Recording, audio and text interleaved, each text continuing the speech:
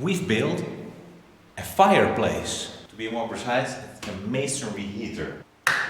Built out of solid brick.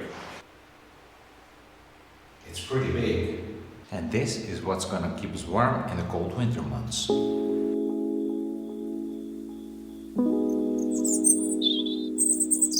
The first step was buying the bricks. We made a rough estimate of how many we would need and rented a van to transport the 2 tons of material. Unloading by hand was a challenge. Luckily, we had some help. Halfway in, we discovered that forming a human chain and passing them along 2 at a time made it go much easier. 600 bricks ready to go.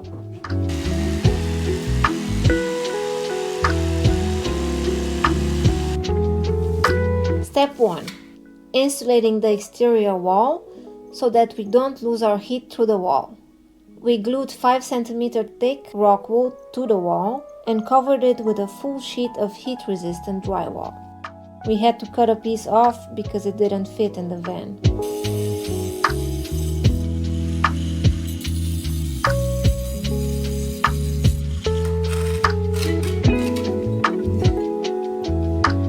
Then it's time to start laying brick. The first course is the most important because it establishes the final form of the fireplace. So we took extra care making sure it's all straight.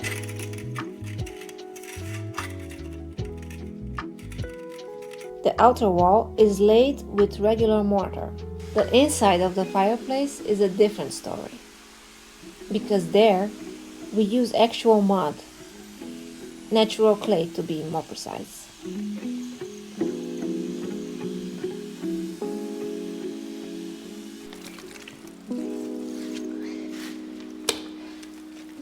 We raised a couple of rows of brick until the height where the first clean-out door will be installed.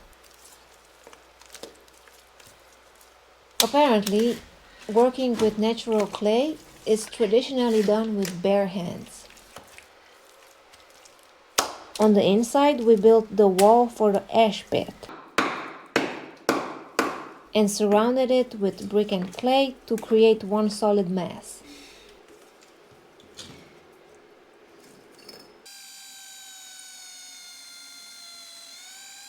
It's time to create the reinforcement for the clean-out door.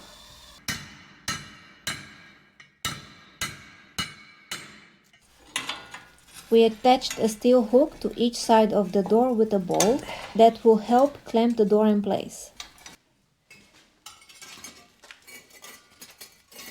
We are leaving space for drywall sheet that we want to install on the exterior, and extra space on the inside. You'll soon see why.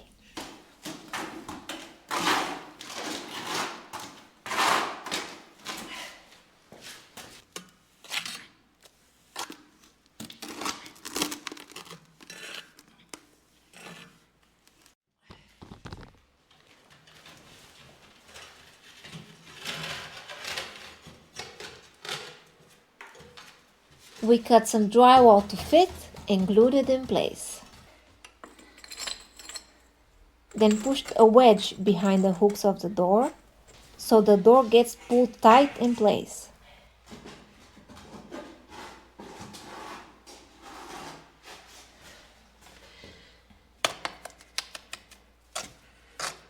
With the first door in place, we can continue raising the walls and fill up the base to the bottom of the firebox. There we lay down a row of fire bricks.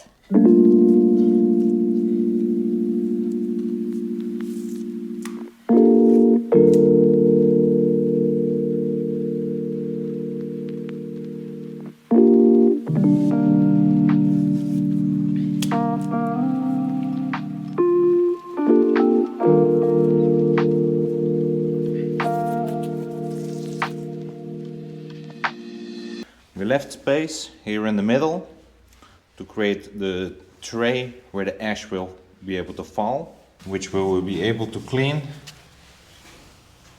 through this little door. It's day 3 of building a fireplace, and the old man lets me use his angle grinder. So I am on cutting duty while he continues building the fireplace.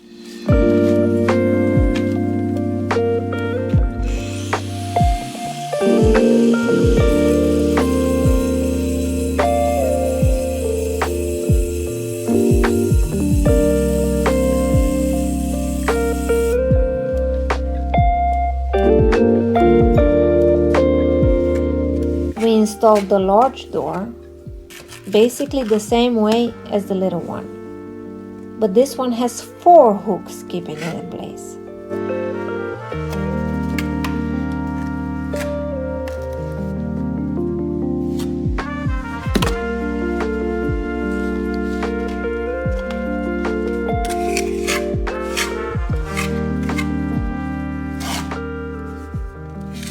The exterior, we initially thought of plastering it with a strong mortar, but on second thought we thought it's probably better to cover it with heat resistant drywall. So any cracking that will appear in the initial plaster layer will be covered by the drywall, and then the drywall will also get a nice finish plaster layer, so it's gonna look nice and smooth. Today's day number 4. I think we're gonna need another 4 to 5 days to finish the whole thing. I brought in an expert. He's helping me with this job. He has 35 years of experience. That should make sure that this is going to be the best fireplace ever.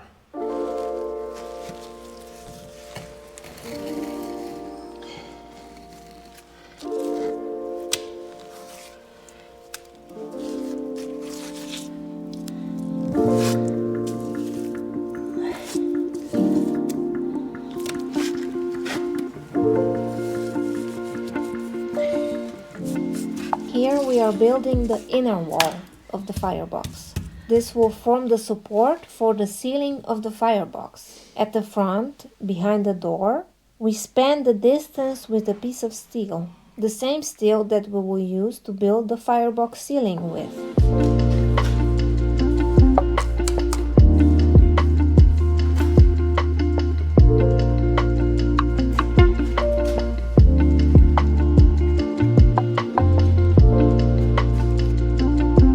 We also place steel in the outer wall, spanning the distance over the door, to help distribute the weight that comes above the door.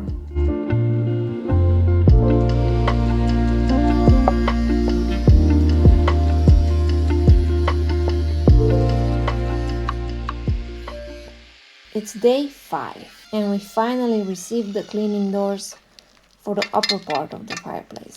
It has been surprisingly challenging to find them. They don't exist online. And when they exist, it takes 3 months to deliver. The ones that arrived were not perfect because they had ventilation holes, which we do not want up there. So we glued a piece of sheet metal on the inside using a special type of heat-resistant silicone. The upper part will have the inside covered with a layer of clay. We do this little bit, now it's still easy to reach.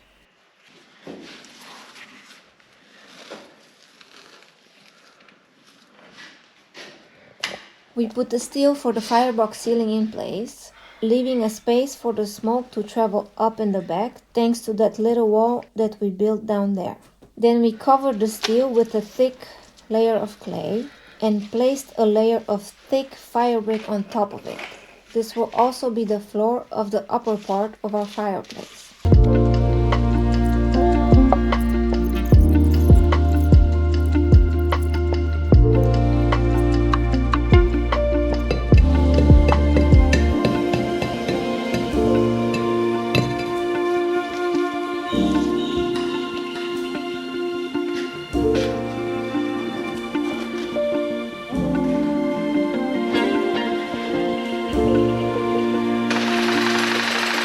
And now it's time for the big guns. We reach the height where the smoke will exit the fireplace. Because we don't want to make any holes in our brand new watertight roof, we are going with a chimney on the side of the house. We bought this long drill bit to be able to drill through our 35 centimeter thick brick exterior wall. We drilled a bunch of holes in a circle and fit our 18 centimeters diameter chimney pipe into place.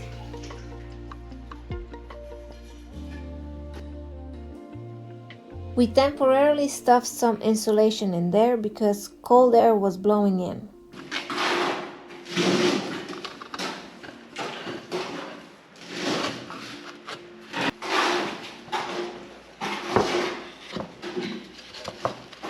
We installed the cleaning doors for the upper part and continued raising the outer wall as high as possible until we reached the highest point of 222 centimeters. That's about 7'3".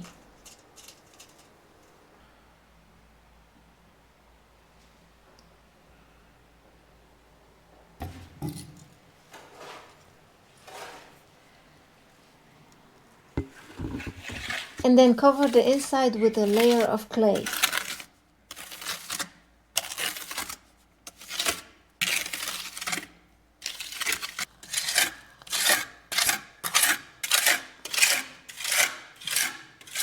Then we could plan the interior layout of the upper part and calculate how many more bricks we need to finish the fireplace. We brought another 250 bricks spread over 3 trips with the car. What kind of bricks? Fire-resistant bricks. And in total, how many bricks go into this fireplace? A lot of bricks. 850.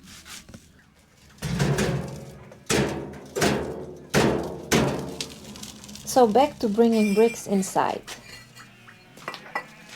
We gotta tap them together. Tap them together. Why? So you can hear if they're baked well.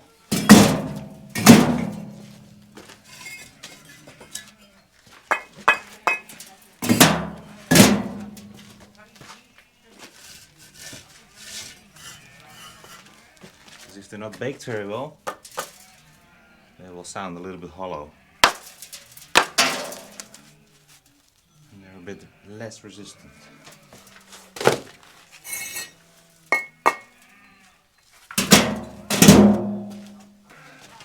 And the best ones, they have a little bit of a ring to it, like a bell.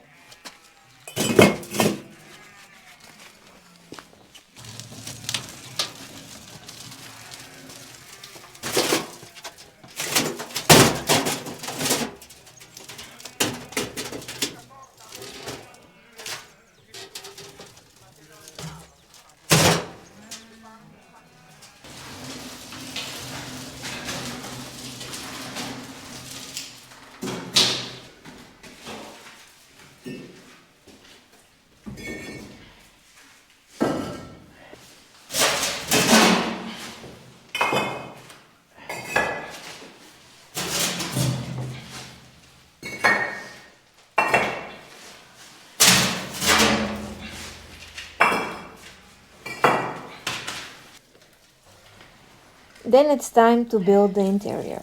This is the magic that makes this type of fireplace so much more efficient than a regular fireplace. The inside above the firebox is separated into 5 compartments.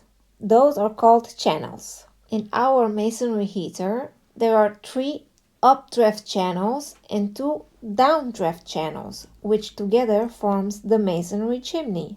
The 2 cleanout doors are installed at the bottom of both downdraft channels so that we can easily clean out any ashes that may gather in the channels. The hot gases from the firebox continue to combust inside the masonry chimney and release heat into the walls for a prolonged time before exiting the fireplace into the normal chimney. This allows the fire brick to warm up, which then slowly releases the warmth into the house, even for many hours after the fire has burnt out. The morning of the day we closed the top, Herman woke up with the bright idea to lay a piece of rebar mesh in the top to offer extra support for the roof tiles that we used to close it up. That turned out great because some of the smaller pieces would just have fallen down without it. The first layer of roof tiles got covered with a thick layer of clay. Then we placed a second layer of roof tiles in a perpendicular direction. Those we covered with another thick layer of clay.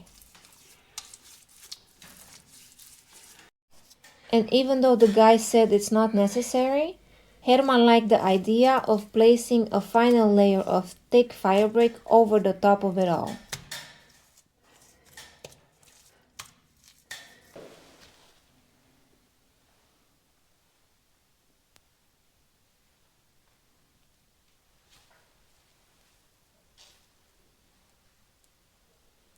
Oh, and up there you see a hole and a cable. Herman's gonna tell you soon what's that good for. With the masonry work done, we can now cover the rest of the exterior with fire-resistant drywall.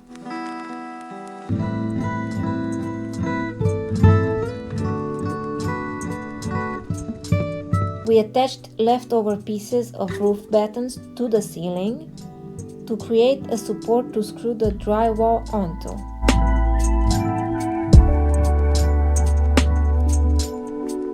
And lastly, Herman cut 2 circular holes in the top for the vents.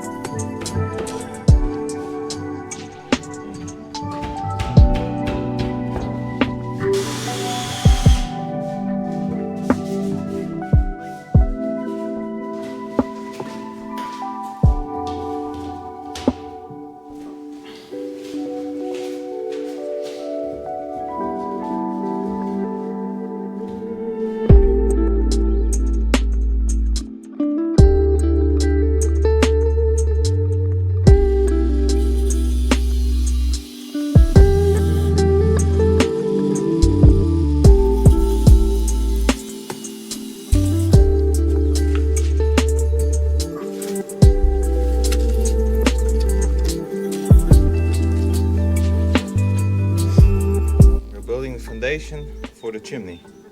The plan is to tie this rebar into the foundation of the house and pour concrete right here, and then we will place the special Eiffel Tower on top of it.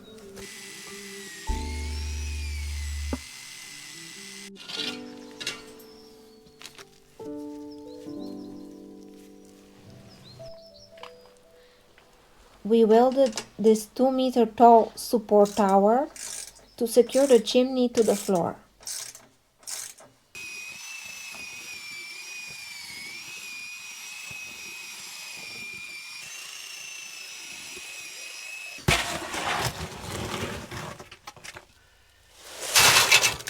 We underestimated the amount of concrete that would go in this hole, so we stuffed in some chunks of brick that we had laying around.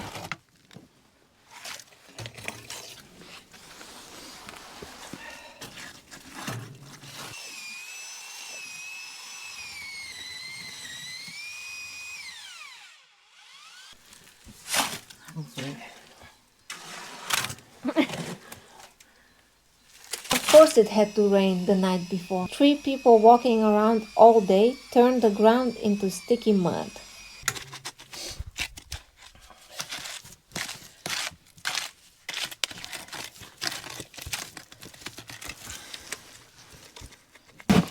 It's ready. Tell me about it. It sucks. Are you happy it's ready? It's finished. It was a hell of a job. I don't like concrete. I can now happily say that the hard work is done. It took in total 8 long working days to get this built. That's 5 more than the guy estimated it would take. Unfortunately, I can't light a fire just yet because it has to dry. It has to dry very well. The clay inside needs about a month to dry. So only in a month's time we're going to see how it works. With this, long journey comes to an end. I've been wanting to build this fireplace since November. Right now we're mid-February, so a considerable amount of time has passed. After waiting well over a month, the first guy that was going to help me with this cancelled last minute. So I had to start searching for a new professional. I spoke with a couple, one that's actually local nearby, promised to visit a couple of times, never showed up. I found another guy who just for consultation charged 50 euros, plus his first availability would be after a year, so that was not gonna work. Then found a guy, pretty professional, seemed to know what he was talking about. I asked him in December to make an offer. He said, yeah, in a couple of days you'll have it. A week later I reminded him. Another week later I ran into him in the DIY shop and he said, yeah, I didn't forget about you. End of this week you will get an offer. Next week still no offer. Waiting a month and a half for him to finally send an offer. I asked him one more time. He said, yeah, later this day I'm going to ask you more details and we're gonna make it happen. Never heard back from him again. Then finally, through a family member, I got recommended this guy. We met with him, had a discussion about what we wanted. He talks a lot, but he was immediately available, so that was great. Turned out also a little bit cheaper than any of the others that we spoke with, so I guess it was meant to be. So now we have a great source of heating our home, and I also learned how to build it. Here we will have the switch to turn on the ventilator, which will be built upstairs. It will draw the air from the chamber above the fireplace. These little vents on the sides let fresh air in from this room, which is already warmed up. Inside it will warm up even more.